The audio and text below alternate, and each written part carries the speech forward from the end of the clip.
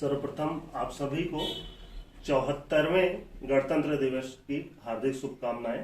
और आज बसंत पंचमी का भी पर्व है, इसकी हार्दिक शुभकामनाएं। आज हम लोग चर्चा करेंगे गणतंत्र दिवस के अवसर पे कि गणतंत्र, लोकतंत्र और राजतंत्र में क्या अंतर है। राजतंत्र, हम बड़े सौभाग्यशाली हैं भारत के लोग कि स्वाधीनता के बाद 15 अगस्त 1947 के बाद जब हमारा संविधान लगा 26 जनवरी 1950 को, तब से हम लोकतंत्र और गणतंत्र दोनों से युक्त हैं। हम एक ऐसे राष्ट्र हैं जो लोकतंत्र भी है और गणतंत्र भी है। तो दोनों में क्या अंतर है उसी को देखेंगे।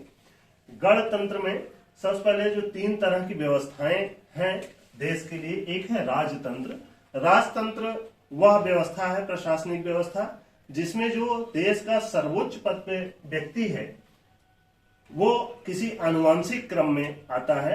आनुवंशिकता के आधार पे, वंश के परंपरा के हिसाब से राज करता है देश पे, जिसमें राजा होते हैं, तो वो राजतंत्र है। लोकतंत्र का अर्थ है, लोक का अर्थ है जनता, जहां पर जनता का शासन होता है जिस देश पे, वो लोकतंत्र कहा जाता है।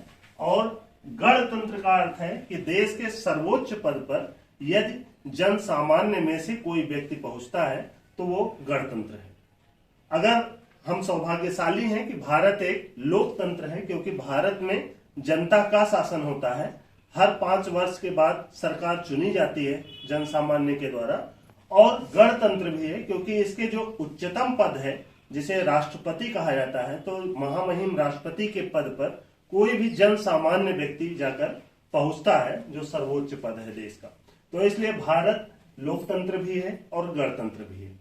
पूरी दुनिया में 206 देश हैं, जिसमें 159 देश ऐसे हैं जो कि अपने नाम के आगे आधिकारिक रूप से रिपब्लिक या गणतंत्र शब्द का प्रयोग करते हैं।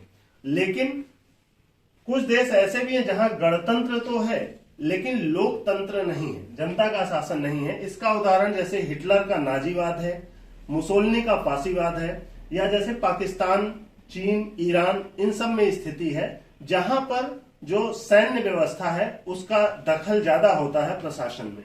तो ऐसी व्यवस्थाएं हैं जहां गणतंत्र है, क्योंकि उच्चतम पद पे कोई जनसामान्य व्यक्ति ही बैठता है, लेकिन लोकतंत्र पूर्ण रूप से स्वतंत्र नहीं है। कुछ ऐसे राष्ट्र हैं जहां लोकतंत्र है लेकिन गणतंत्र नहीं है, जैसे Britain, Spain, Belgium, Sweden, Norway. इन सभी देशों में सरकारें तो चुनी जाती हैं जनसामान्य के द्वारा, लेकिन जो उच्चतम पद है उनका वो आनुवंशिक क्रम में होता है। जैसे आपने सुना होगा ब्रिटेन में क्वीन या किंग आज भी होते हैं जो सर्वोच्च पद को सुशोभित करते हैं। तो वो वहां पे लोकतंत्र है लेकिन गणतंत्र नहीं है। तो हम सभी बहुत सौभाग्यशाली हैं कि हम लोग भारत देश के वासी हैं जहां पर गणतंत्र और लोकतंत्र दोनों हैं। और एक बार फिर से आप सभी को बसंत पंचमी एवं 74वें गणतंत्र दिवस की हार्दिक शुभकामनाएं। जय हिंद, जय भारत।